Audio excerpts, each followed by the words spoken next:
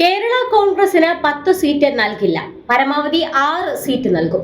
നിൽക്കണമോ പോകണമോ എന്ന് അവർക്ക് തീരുമാനിക്കാം. തീരുമാനം കടുപ്പിച്ച് കോൺഗ്രസ്. അംഗീകരിക്കാനാവില്ലെന്ന് ജോസഫ് വിഭാഗം LDFിലേക്ക്. വരുന്ന നിയമസഭാ തിരഞ്ഞെടുപ്പിൽ പരമാവധി സീറ്റുകളിൽ കോൺഗ്രസ് മത്സരിച്ചാൽ മാത്രമേ ഭരണം പിടിച്ചെടുക്കാൻ കഴിയുകയുള്ളൂ എന്ന നിലപാടിലാണ് കോൺഗ്രസ് നേതൃത്വം. കഴിഞ്ഞ പ്രാവശ്യം 10 സീറ്റിൽ മത്സരിച്ച കേരള കോൺഗ്രസ് ജോസഫ് വിഭാഗത്തിന് 2 സീറ്റുകൾ മാത്രമാണ് നേടാനായത്.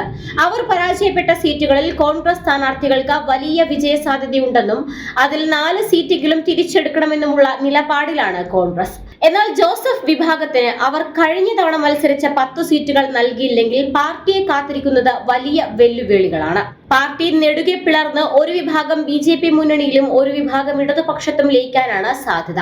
എന്തായാലും 6ൽ കൂടുതൽ സീറ്റ് നൽകാൻ കോൺഗ്രസ് തയ്യാറാകില്ല. അതിൽ തന്നെ PJ ജോസഫ്, മോൻസ് ഒഴികെ ബാക്കിയുള്ള 4 സീറ്റിൽ കോൺഗ്രസിന് കൂടി താല്പര്യമുള്ള സ്ഥാനാർത്ഥികളാവണം മത്സരിക്കേണ്ടത് എന്നതാണ് നിബന്ധന.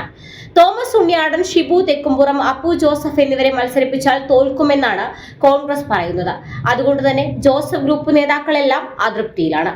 എന്നാൽ മോൻസ് ജോസഫാണ് എല്ലാ പ്രശ്നങ്ങൾക്കും കാരണമെന്നാണ് അപ്പു ജോസഫിന്റെ അനുകൂലികൾ പറയുന്നത്.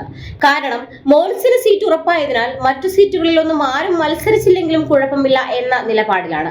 4 സീറ്റ് കിട്ടിയാലും മോൻസിന് പ്രശ്നമില്ല. എങ്ങനെയും കടുത്തുരുത്തി ജയിക്കുക എന്നത് മാത്രമാണ് മോൻസിന്റെ ലക്ഷ്യം. 5000 വോട്ട് പോലുമില്ലാത്ത ജോസഫ് ഗ്രൂപ്പിന്റെ വോട്ട് കൊണ്ട് ഒന്നും ചെയ്യുവാൻ കടുത്തുരുത്തിയിൽ സാധിക്കില്ല. അതുകൊണ്ട് തന്നെ കോൺഗ്രസിന്റെ പറമ്പിലെ പുല്ലുകൊണ്ട് തന്നെയാണ് മോൻസ് നീങ്ങുന്നത്. എന്നാൽ അർഹിക്കുന്ന സീറ്റുകൾ ലഭിച്ചില്ല എങ്കിൽ മുൻ MP Joy Abraham, PC Thomas Unniyadan, Puthussery കുഞ്ഞു കോശിപ്പോൾ, MP ജോസഫ് എന്നിവരെല്ലാം തന്നെ പാർട്ടി വിട്ടേക്കും.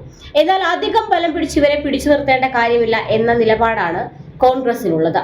2 കൂട്ടരും കടുംപിടുത്തം തുടർന്നാൽ ജോസഫ് വിഭാഗത്തിന് മുന്നണിയിൽ നിന്ന് പുറത്തു പോകേണ്ടി വരുമെന്ന വിലയിരുത്തലിലാണ് രാഷ്ട്രീയ നിരീക്ഷകർ.